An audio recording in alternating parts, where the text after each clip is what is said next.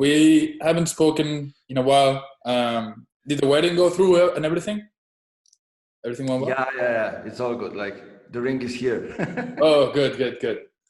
Wait, I'm excited for you. How's married life?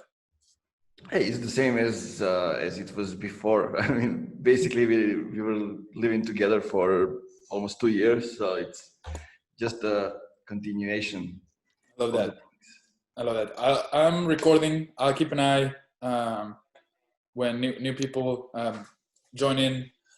But this is the first episode of season 2 of B2B Weekly. I think I can speak for both me and Nemanja that we're very excited to be back.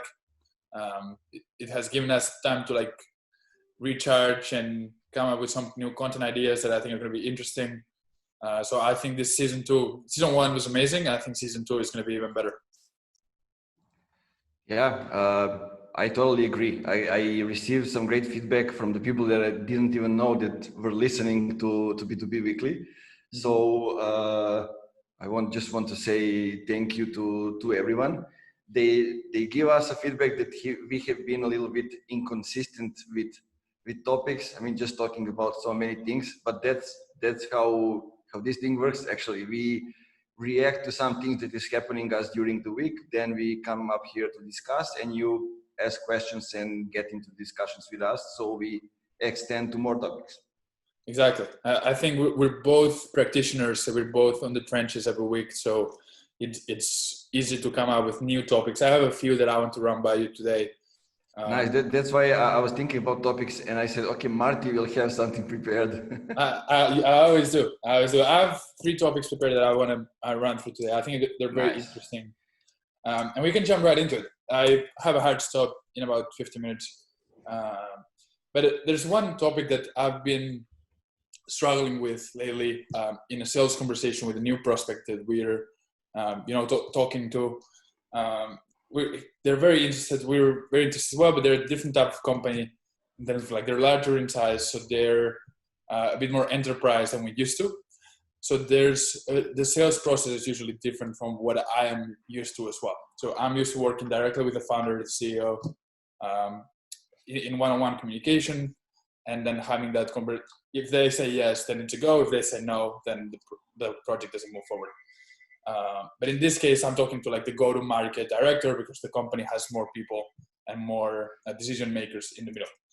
One of the things that they're more focused on is how to actually track and measure brand marketing. So that's a challenge that I think we're facing of they're very focused on how exactly can we track brand marketing, and that's something that I'm struggling with communicating, I think. So I wanted to hear about your thoughts in terms of how do you measure brand marketing? If you guys using a specific KPIs, if it's more of a strategy and understanding and mindset when it comes to it. So that I think that could be the first topic of brand marketing. Yeah, that's always an interesting topic. Yeah, I don't think that there is one solution. I think a lot of people are doing it in their own way. Companies are developing the new things. I was just listening today to what was the name? Chris Walker and Megan's podcast, Demand Generation. Yeah, and they were saying that they were also developing new ways to track brand. And the way I see it, there are a couple of things that can be measured. First of all, if we look from the SEO and search perspective, is the number of queries that are related to brand going up. Also, if I don't know, we are doing the personal branding of the executive, of the management team, are those names coming up in the search if we have been doing personal branding for a while? Yep. Then if we look on, let's say, on LinkedIn, because we're B2B and it's LinkedIn focused, I mean, is the company the one that is popping up in the conversations? Are there the mentions? Are there some specific things people sharing the content, mentioning the company? But how do you track that? Because that's one of the things that I was telling him, right? For example, for us, we have a lot of people who reach out inbound, go to the website, schedule a call. and then they talk to me and they say, I saw your LinkedIn content, or I saw your Twitter content, or I saw the podcast. That's why I reached out. And it happens to a lot of our clients as well. They say, this client, like this prospect, reach out, and during the call they mention, I saw that you posted on LinkedIn, and I read that post, and that's what made me talk to you. But it's hard to measure. So do you mention, like, how do you measure that specifically, or do we even have to measure that specifically? Yeah, we don't at the moment, but I mean, on LinkedIn right now we are measuring, like, you can see on the LinkedIn page who's mentioning, are the conversations around your name going, and we are using like the specific hashtag with the brand keyword, and we are going with that, not the keyword that's specific, not like B2B or B2B marketing, but the name of the company or the tagline or something like that that we come up with. And this is something that we are using constantly. So you would try people who like search like funky marketing, for example. Yeah, there's a way or Nemanja funky or something like that. Yeah, there's a way to track how many people are following specific hashtags. Right. So that's also one way to do it. It all depends what's your goal and what are some efforts that you are doing when it comes to brand. So what do you measure based on that? I mean, here we are talking mostly about using personal brand to grow company brand, those kind of things. But there are also some other things that we are not mentioning here that much. They are very measurable when it comes to that. I mean, there are all kind of tools that we can use. I'm not using any of them for years now, so I cannot come up with the names. But tools, they are measuring how many times the name of your company pops up in not only in search but over social media. Right. And yeah, I don't mean like mentioning. Right. So yeah, Google Trends is also one of the ways to track something, but you need to go really big so you can get actually there. Yeah. For me, this is important, right? I obviously understand that there's a need for us to like be able to show results to clients, and for companies doing it internally, like they have to see if things are working or not. But it also comes from like a marketing understanding initially, right? It's a mindset thing to me as much as it is like numerical. So we can track, how many people check out my LinkedIn profile, or how many people go to the website. But there are a lot of things that cannot be tracked. And if the people you work with, if you're a marketer within a company, that your CEO or your VP of marketing or your like your superior on that end, or if you're an agency and you're working with clients, I think it's very important that you work with clients who understand that there's certain things that are untrackable and they're dark in brand marketing. So like we were saying, right, like people mentioning, that they've read the LinkedIn post on a sales call, you're probably not going to track that, but it does make a difference. It's the whole reason why they reached out. So at the end of the day, you can feel if things are working or not by, these qualitative measures that for some people, they're hard to, like, it doesn't come naturally to them, but other people understand it better. And that makes it easier for them to create a good, successful content marketing campaign, even if they cannot give you a spreadsheet that shows that they've driven revenue. But one way that I like to put it is, if you stop doing this, would revenue go down? And if it would go down, that means that the difference is what it's actually like your content marketing campaign is coming through. So if you cannot track exactly how much, but you can say this is a big factor in terms of like our revenue growth. And if we stopped, we wouldn't continue to grow at the same rate. Yeah. That's exactly what I was thinking. And I think I wrote about it yesterday or day before. The companies that we've been working with and the companies that we are working with at the moment, all of them have marketing tied to revenue. So the marketing person, or at least communications person, is the one who is in charge of the sales, of the marketing, let's say marketing and content team, and of the branding team. And I mean, by branding, usually it's design.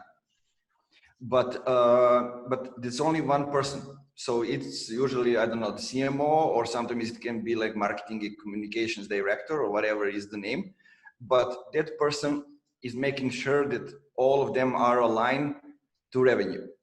Right. So they set up the weekly meetings so sales and marketing can actually exchange experiences, their efforts, and can be aligned on that. And then basically you have only one goal that you need to track. And you just see what are the efforts and track the revenue. What has been changed? Is this getting the revenue grow, or it stays the same, or it goes lower? So it's making things simple and making everything related to what it should be related. Yeah, because like marketing, I see it as something that is related to the revenue, to the business goals, and then like it's the closest thing to the revenue. And when you do it like this, it's totally different than if you're tidying marketing to be responsible to sales, let's say, because then we get back to what most of the companies are doing right now. We go back to MQLs. Right. Yeah, for me, it's interesting because yesterday I was chatting with the CEO of an outbound agency, and they're a client of us. And basically, like, we were running the kick of their new client, and I asked him a question that I ask all clients: if we fast forward 12 months from today and we'll look back to today, what would have happened for you to say, I'm happy that I invested in Influence Podium. This was a successful project. And he was like, we started talking about KPIs, right? And he told me, like, engagement to me is a means to an end. I don't care about impressions. I don't care about likes. All I care is like how many leads you generate. And I was like, honestly, do you even care about how many leads we generate, or do you care about how much revenue we generate? And he was like, you're right. Like, I don't, like, if it's 5 leads and they all close, like, that, it's better than 20 leads that 4 close. So we started talking about that. And I think that's the North Star that every company, every agency should be striving for.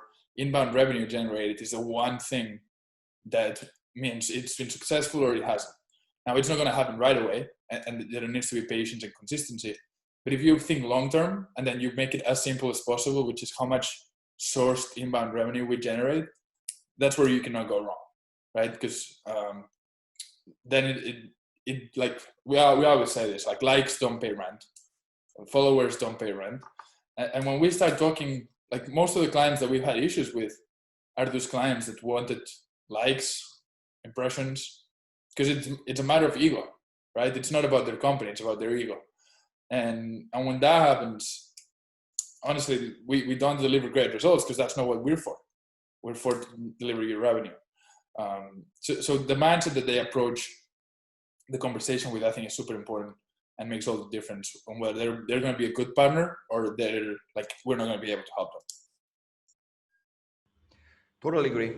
I think we covered the topic. I mean, we can get back to this topic in a while and get back to see, did we do it right? Did we measure the right way, or we didn't? I love that. I have a couple more things. One of them was, I talked to a lot of people, especially B2B CEOs, who are like considering creating content on LinkedIn.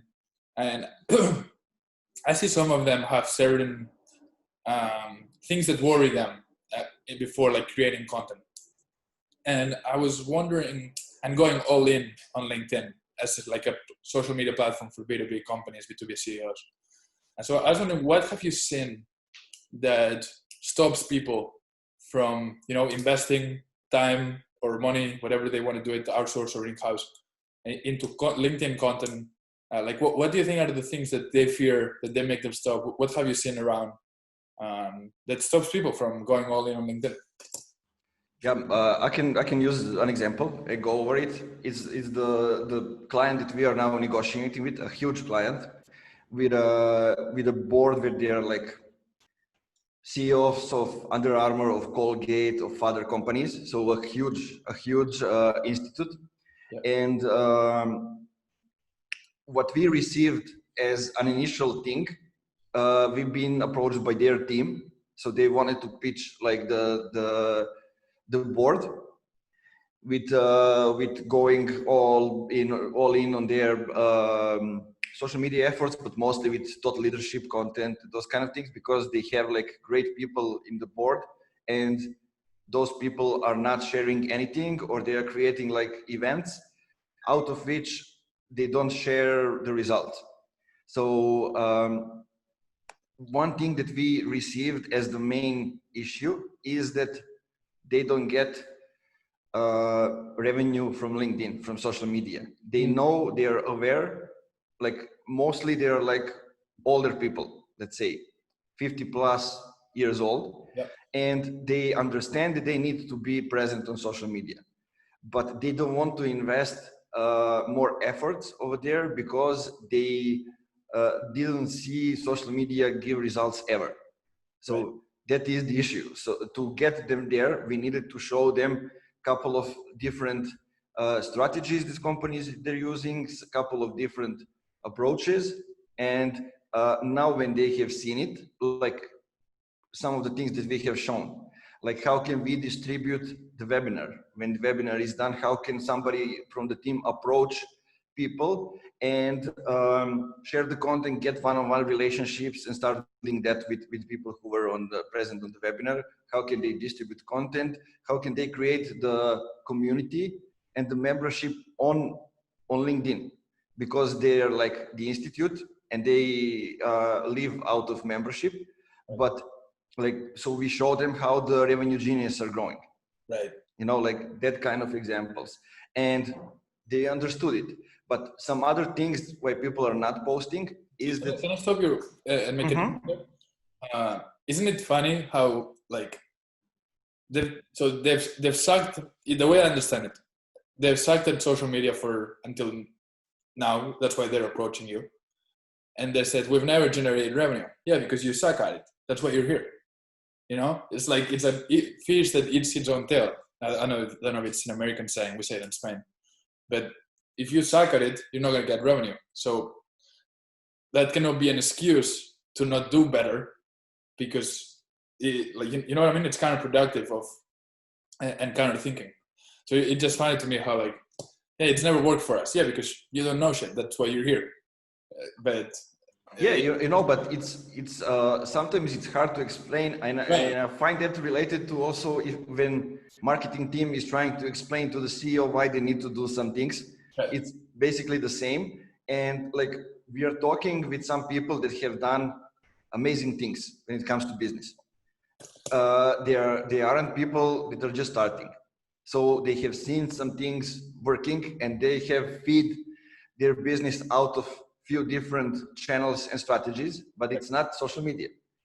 And that's why we need to simplify as much as possible, use as many examples as possible, just to get them to realize the potential of it and to see like the different side of what can happen and how the world is changing and evolving. Yeah, no, I love that. I'm actually going to steal that from you, of like sharing relevant examples, even if I'm not involved in them. But companies that are similar. Actually, if you have something about Rev Genius that you can share with me, I'd love to like take a look with you. Son, what other things do you see? I see. Let me throw one in.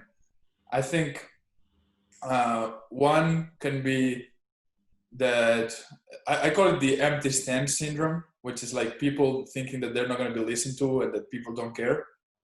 And these are people who are like, for us, like multi-million-dollar CEOs of like great companies who have achieved amazing things, and they're like, no, nobody's going to care. I mean, nobody's scared now because you haven't. It's the same thing, right? Like until now, no one's scared because you haven't shared. But when you start sharing, people are going to care. So having that understanding of like content is not like an ego boost type of thing, or it's yelling at people or selling at people. It's actually helping others and educating them. It's a mindset shift that we try to like help our clients with, because the best educators are the best content marketers. So I always think if you achieve something, you have even a moral responsibility to share it with other people.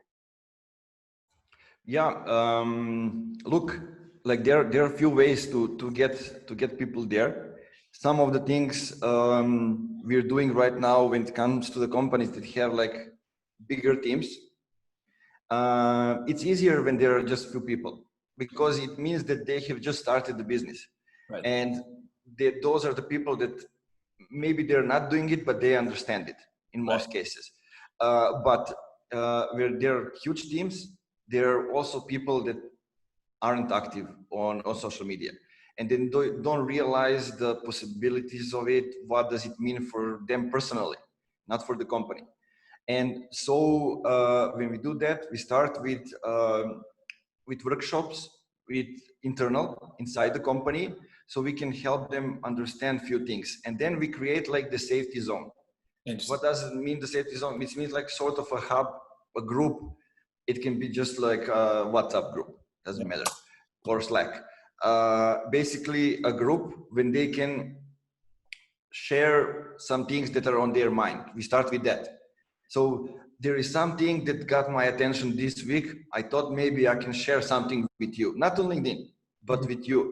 And then the others say, okay, you can use this kind of tone to set it up. You can reverse the word orders. You can do something like that. And when it's prepared, like they all give the feedback. So when they give the feedback, they actually build the self-confidence of that person. And the next time they will do it better. And when they do it and the whole group is giving them feedback, so like, cheers, everything like on social media. And when the posting happens, it's only the extension of what's going on inside the company, inside that hub. So those people that have reacted inside the company will react also social media. So they will give them the initial boost, the self-confidence and everything. And all the others that are not, that those things are not enough for them to start creating content. They will see how others are supporting themselves, how they are cheering each other, and they will say, okay, let me try to do something else, because all of them are doing it and it looks like fun. It's peer pressure. Yeah, and also, but one thing that needs to happen is that you need the CEO on your side. You need the CEO to be involved there, and to CEO to first learn how to do it, and then him or her to actually be there to give also feedback, as everybody else are. So when they see the decision maker, the main guy or the lady in the company being there in the hub, in trenches, helping them out, what do you think? Will they have the confidence to do it or not? Of course. You need leadership. I was going to say that 100%. And I think this is important, especially if you're a marketer within a business and you want to like own that project and implement it. Now, I kind of disagree a little bit. Like, I love what you mentioned. I love the process that you brought in, and I think it's 100% correct. Now, as a founder of an agency, like a smaller size agency, I'd be reluctant of working with a company who I have to do all that for them to create content. Like, I don't know if I'd say this is worth our time or this is worth the investment of like trying to teach you something that you, like, I don't want to spend my time convincing you that the strategy is right. Because I don't have, like, I cannot afford to lose clients. I want to work with clients that are ideal. So for me, an ideal client is someone that already believes in the strategy. They just need help implementing. So I think it's important of like, if you're a founder of an agency and you have to convince people that you are like, that the strategy is right, it's tough. Because then like there's a scope creep, there's more time you have to invest, headaches, people going back, like I'd say be aware. But I do think that if you want to convince them, what you said is 100% correct. Like, you have to walk them through it step by step until they're ready to go. I wanted to let you explain why do you think you should do that, and just to say that I agree with you. We don't disagree. I don't actually work with people that don't realize that they need those things. So the CEO maybe don't know how to do it, but he understands that he needs that. Because that's the other things that I've seen people stop people from creating content, that they don't know how to do it, right? Or that they don't have time. And those are much easier problems to be solved, because then you can help them. But if they believe in the strategy, they're not a good writer, or they're not a good video creator, or they don't have time. Then it's a matter of like creating a system, creating a team that leverages that. So for example, with us, like we spend 1 hour a month with our clients interviewing them. And then that's all that they have to do, right? It's easy to be interviewed when they send you the questions in advance. It's your area of expertise. There's no pressure. There's no public, just you and somebody that you like and want to work with. But that's why I think there's a question. How do you do engagement? Do they engage in comments? From our part, when we do those kind of things, like we can do a lot of things for them, but engagement in other people's comments or in their comments, but when it's something that they need to share, like insights, value, they need to do it on their own. 100%, same thing. So I've actually been proposed by clients, like if we have someone that will engage for them, and we don't do that because it's very, very complicated. What we do to help them is, for example, on Twitter, we create a Twitter list with people in their network. So people who we think they should be engaging with, people with high audiences that have similar audience and stuff like that. And same thing on LinkedIn through Sales Navigator. So we help you set up and make your life easier, but the engagement, you have to do it yourself. Because it's your own thoughts, right? We don't know what you think unless we've interviewed you on it. So we don't do engagement, they have to do it themselves. Yeah, that's it. We do it too because they need to realize, and we need to get some things out of it. Like there are some clients that we have that they don't exist. Like outside of LinkedIn, they don't exist. If I Google to find an interview, anything about them, they don't exist. So I tell them, like, listen, man, I need to hear your thoughts, to see how you're thinking, what's your direction, where do you want to go, how do you handle business, everything. And there are two things that you can do it. You can comment on other people's posts and go really deep on those in those comments, and we'll follow and create posts out of that. Or what's the other thing that you can do? You can also send us what things that you are consuming, things that you are reading, posts that you are reading, anything. A competitor of ours does it like that. They ask to be sent things that they're consuming. So that's how some of those things are working. I have another topic that I want to run by you. I have a couple more actually. Guys, feel free to jump in and ask maybe additional questions if you have some. If you have any questions, you can put them on the chat. We'll get to them. While we wait for questions, I want to run by you. How do you see inbound plateau? So do you see at one point that content and inbound, it starts to slow down after a certain time? And if so, how do you fight that? What are some things that you do to expand and compound through content to overcome that plateau that can potentially happen? Or do you just never see it for yourself or for the clients? It's an interesting question and an interesting topic. I didn't see it yet, but I think it can happen if you keep doing the same things. But if you keep innovating, always add something new channels, new approaches, new design, all those different things, you'll keep getting results from it. And also, like when I said inbound, I'm also considering advertising over there, but advertising as like consuming content and distributing content for the people to consume it. I'm also considering that. Let's focus just on organic.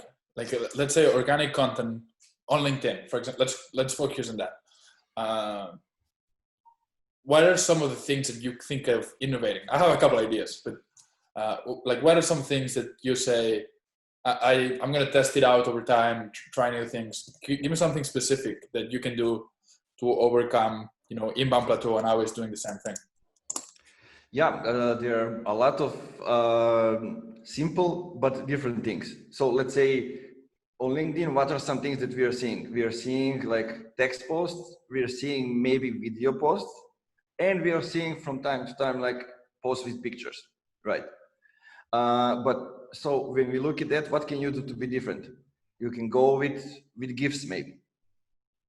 And what's cool with that you can go and be a little bit salesy, have a sort of like attitude, and because of the gift, nobody will notice that. They will be okay with it, and that's how basically you get different. Or you can add some different things if you have created videos which are like this one, when you can see the person. Maybe you can create the audiogram based on that and go with some different things. Like I have seen who has been doing it, no idea, even send me the post, but it's like typing, how the person is saying things, how the audio is going.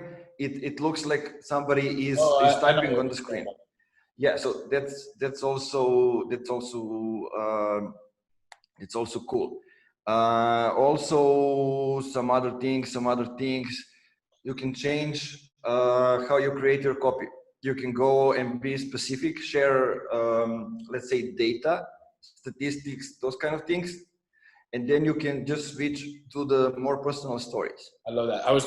You sold that point for me. I was like, the type of content you create can be different. Not only the topic, you can talk about, LinkedIn, but also B2B content marketing more general, but like the specific like method of communicating in terms of stories. You can go data, you can go get testimonials. I think that helps a lot in terms of like changing things up and reaching different audiences. Also, a couple of things that I would add to it. I'd say sometimes you have to like sell your soul to the devil and do one of those posts that it's going to get great reach and might not, be super specific about like who you're trying to target, but that can also be like an increase in your audience. So that can be helpful. Another thing can be like engaging in different groups of people. So something that I see on LinkedIn and Twitter is that people have that, close network that they basically hang out with all the time, and they never shy away from that. And what I'm trying to do is try to open to different groups and communities, right? There's a B2B marketing community on LinkedIn, but there's also a venture capital community that I want to like be part of. There's the bootstrap community on Twitter. That's also a community to be part of. So trying to like go through the different communities and engage through them, I think opens up to you to new markets. And another great way to do that is through collaborating and creating co-branded content. So for example, you and I are like, you join my community, I join your community through this podcast. But I could interview, you interviewed right today somebody from Gravy. So now you're joining that community a little bit because your name's there. So interviewing different people and creating content together is a way to open yourself to new networks and to new communities and expand and avoid inbound plateau that I think can happen if you do the same thing over and over and don't go away from that. Yeah, I mean, you cannot just, it's not only about content, it's about anything. I mean, you cannot just go like, I say, I'm creating personal offers to everyone. And then you end up creating the same offer for everyone. You're just saying it's personalized. Right. And you are wasting time on that instead of just sending one thing. It happens a lot to everyone in every aspect of the business. So you need always to innovate. When you don't innovate, you're going down. There is one thing that not many people are talking about, and it's when you start doing demand gen. And basically, what you want to do first is to catch the existing demand, right? So when you do that, you just go with what's over there on the market, and all the competitors are doing the same. And as the market is growing, you are growing with the market. But if the competitors are innovating, creating new demand, and you're not, basically you're going down and you're not winning, you are then losing. And basically, this is just an example when you can see that you constantly need to innovate. I mean, even if you're going up, the market is going up and you are going up with the market, you may be still losing, but you don't realize that because your competitors are innovating and creating new demand instead of you doing that. Exactly. It's not that you're losing, but you're losing to them. you're not winning at the faster rate that you could. So you're not growing. If you are not winning at the rate of when you on which your competitors are, you're losing. And it's a philosophical question. I think losing is when you go down. You know, you're not winning as much as you could. That's how I'd put it. But we're saying the same thing. We have a question here from Azrael. I work for a B2B business that deals with police security in the United States, which is a controversial topic at the moment. How can we increase brand awareness in social media without our image being hurt? This is a great question and very interesting. We'd love to hear your thoughts. I have some ideas as well. Let's see if we can get Azrael on a call, maybe extend a little bit on the topic. Yeah, that works. Azrael, if you want to unmute yourself and kind of walk us through the situation a little bit more. Yeah, can you guys hear me? Yep. Yeah. Okay, yeah, so me and I have my marketing coordinator partner here. His name is Jordan. So we deal with a police officer company, and we do B2B. We are the middleman between companies and police officers. So we just have trouble coming out with new ways to market our business. We have tried doing like Facebook brand awareness campaigns, and we have gotten pretty ugly comments. So we're afraid that instead of reaching what we want to do will hurt our image. And so yeah, we have done LinkedIn as well, which we don't get those types of comments on LinkedIn, but you know, we feel like we're not reaching our fullest potential right now because of how controversial the topic is at the moment. Yeah, I mean, I totally understand, because it really is a difficult time to, you know, create content around that space. I'm going to the States tomorrow, and I know how the situation has been over the last really few years, but especially the last few months. And it makes sense that on LinkedIn there's less of those comments, because the audience is different, and people don't want to like they don't want to get controversial in their comments and all that, and it's a bit more professional. So it seems like LinkedIn can be a safe haven, if you want to call it that. But obviously, and it seems that LinkedIn is not enough for you guys to do that. One way is, you know, to go outbound and that reach the people who you want to reach directly without going through the middle ground of the general public. And then, but if you still want to create that awareness on Facebook, on Instagram, then I think it's very important that you review very carefully like the messaging and the copy of the post and the impression that you're giving. And people will say stuff anyway, but you know, I think it kind of goes on a creative and copy piece by piece that has to be reviewed. But from an overall perspective, and I'm sure you're already doing, review everything that can potentially send the wrong message. And then I don't know the company as good as I could, but if I was there, I'd try to see if there's any way that we can own that, right? That we can accept the situation and be the ones that we bring it up first before the market brings it to us.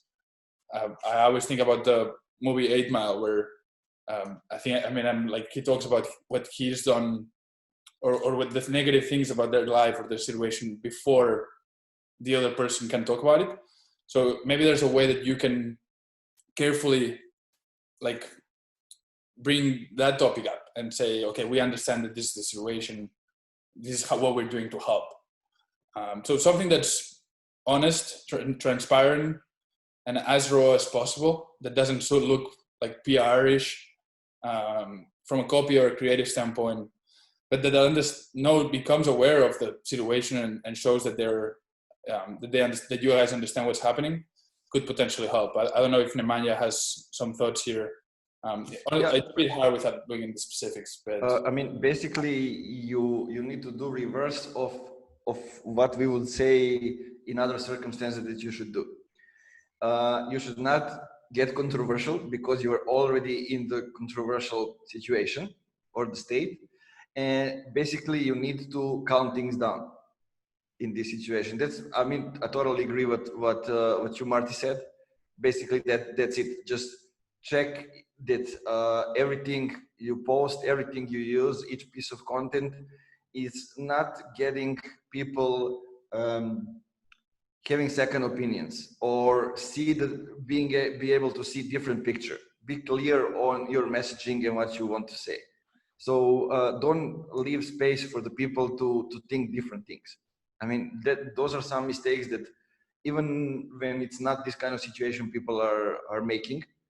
When they are, I mean, that's marketing. We want people to think and use some different things. But as I'm saying, your situation is that you don't want people to go and think in a way that that is not good for you. You want them only to think about well-being, safety, those kind of things. And now I think in the US with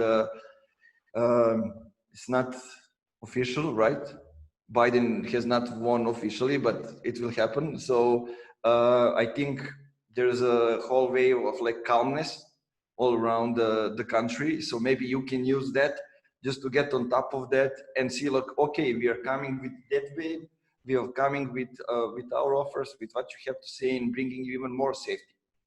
Yeah, I added a couple of things to that. When we were talking about the copy of like trying to be, conservative or, calm things down, I think what we're trying to say, without any of us being super clear, I think is being very specific about what you do. So, yeah, the more specific that you can be about like what you do without getting political, that's how you get less people involved, right? Like you're just a business offering a service and trying to impact positively. So I try to be super specific, and then I look to see like, is it worth it? Like, is being on Facebook worth it to you guys? If like you're hurting your awareness, like your brand image is getting hurt, but you're not getting any business, or you won't potentially get business from that. Is that needed at all? Or can you focus on other ways to make an impact and build brand awareness on the people who want to work with you? So I just review, like, is this the right place to send this message? And if it's not, then cut it out, because it might only be negative stuff. But it's a very interesting topic. We'll love to learn more, but hopefully these are some positive thoughts that we gave you, Azeret. Yeah, those are great pieces of advice. We feel like we have been very conservative in the past like 2 years, and we usually do our marketing through networking events and things like that. But obviously with COVID, it has been very challenging. So we're trying to get more into the social media space and take advantage of that. So yeah, I think maybe we'll have to reevaluate if Facebook is the right path for us, or focus more on LinkedIn and go directly to the people. Who's the specific target audience? Like job role, like? Yeah, so it would be like people in charge of security for companies. It can either be like operations roles or head of security, vice president of security, roles like that. Yeah, personally, and I might be completely wrong, so take this with a grain of salt, but I don't think Facebook's the right place to do that. Maybe if you're advertising, it makes sense if you're able to like do it very targetedly.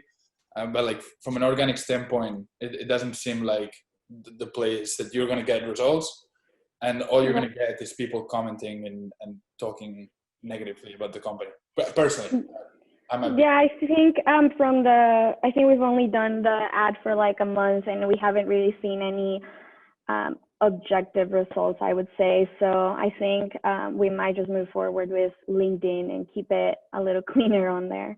That's where I'd focus. I think you're going to get much better results. People are going to be much more, respectful, if you want to call it. I think your target audience is mostly there. I know an agency, a friend runs an agency who's done things in the security space. If you want, feel free to connect on me on LinkedIn, and I can like share what they're doing over a message. Yeah. They focus more on LinkedIn because that's where like their audience really lives in, and they have more direct way to like network with them, communicate with them with outreach on LinkedIn or messages. So that's where I double down on and see how that goes. Right. Thank you, guys. Our pleasure. if we have any other questions, I have a question for you, Nemanja. I don't know if you want to get into it or wait for other questions. Let's get into it. Right. I have about 10 more minutes. And my question was, if you were to start a new company again, let's go funky marketing from start. You don't have a network, you don't have case studies, you don't have anything. Would you start with brand marketing or would you focus on the outreach? If I don't have anything, like from zero. You have skills, you have your own skills, but you don't have... I'm going to tell you, like when I started funky marketing, the first thing that I did outside of social media, I just found today the document, that's why it's on my mind. So I created a list of like all the IT, mostly tech development companies here in Novi Sad and in Belgrade. Like around 80 companies are here in Novi Sad. And I started to go over their websites and social media profiles and put everything in an Excel just to have an overview. And I made it to like 8 company, I think. And I realized on the 8 company that last 4 comments are like, oh my God, are they real? What the fuck is that? So I said, no, I don't want to go that way. It means that I will have to create a website for each one of them. And I don't want to go there. They have zero presence on social media. I don't want to go there too. So I took the other direction and start building like a momentum. Or, I mean, I had my own profile and sort of personal brand. So I was able to do that. But I will still do it. I think right now it takes less time for you to create the engagement and the traction than what it used to be like 5 years ago. Let's say, or even 3 years ago. Like Nick Bennett, it took him like 6 months to create a personal brand and the engagement on LinkedIn. Right. So if you, I mean, we are right now creating out of the scratch for some clients like social media presence. And it took us 2.5 months to get that person in the feed of, I'm going to tell you the number, like 1,670 people. Yep. And that's how it took us, like 2.5 months of constantly posting.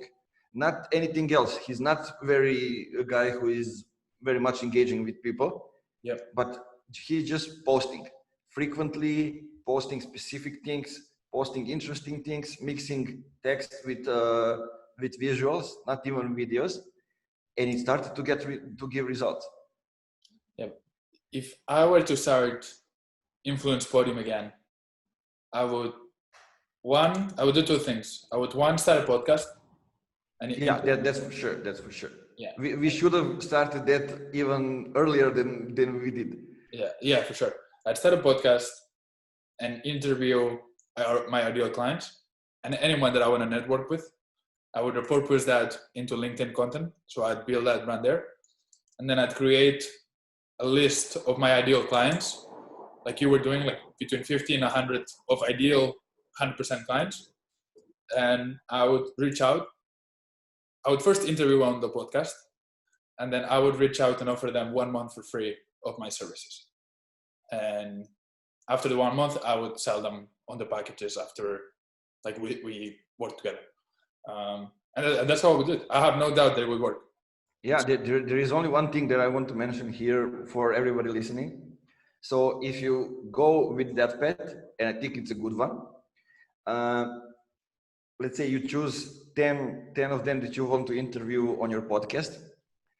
Those are 10 people that you need to forget about signing them anytime soon. Yeah. Those should be like your long-term targets.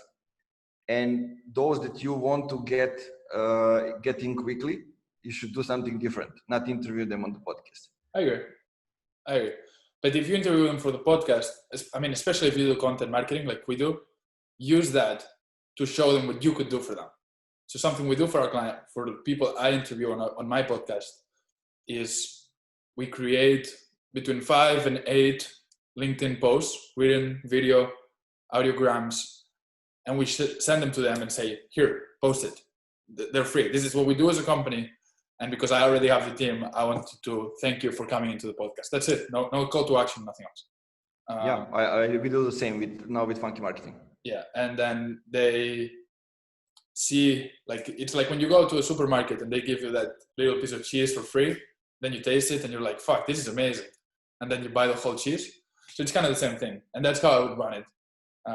I looking back, I should have started the podcast earlier, and I did the client list and 1 month free, but I should have been more consistent with it. I think that's what slowed us in the beginning. Because the good thing is, once you have a few clients that are ideal, that you've done at least 1 month for free, you can use that as a case study as well. So that's when you can start charging without doing that. So you get inbound from the podcast and the content that you repurpose, and then you get like a soft outbound with, you know, the 1 month for free and all that. But that's how I run it, and hopefully that helps if anyone wants to like run a marketing agency or think about new growth ways. Or you want to run away from it. Or you want to run away from it, because it's easy to explain, but it's fucking takes a lot of work. Yeah, look, there is one thing that I'm realizing right now as we are reaching the end of the year, and like I'm kind of getting into the strategy and whole plan for the next year. Yep. I'm actually trying to find time to get to it fully. I've done it. It's good. But there's one thing they are realizing, like until the end of the year, like 90% of that to happen. Like we're gonna have in 2020, we can say that we've been working with 30 clients who are small to medium-sized clients, and we closed like 2 enterprises. Yeah. That's all going on right now, but I think in the end of the year, we could have said that's been happening in 2020 for us. And basically, it means that what we are doing can give results even for the enterprises. And that's what I wanted to prove. It happens, I didn't reach out to anybody. They reached out to me. So I'm trying to finish those deals. And if it does, then I can say, okay, those things, what we are doing are really working. You just need to be patient. You need to listen to what we are saying, and you need to learn to do it the way we do it. If you do that, results will come. I love that. We should actually have a podcast episode reviewing the strategy for next year for Funky Marketing and Influence Podium, and share it to the world what we're like objectives for next year. But anyway, thank you everyone so much for taking the time to join us. We're so happy to be back with season 2 of B2B Weekly. Like always, Nemanja, a pleasure to chat with you, and we'll see you next week. Likewise. Milena, thank you guys. Marty, see you from the States, right? Next time. Tomorrow 8 a.m. the flight's there. So packing, saying goodbye to the family, and getting there. Nice. Have a nice trip, guys.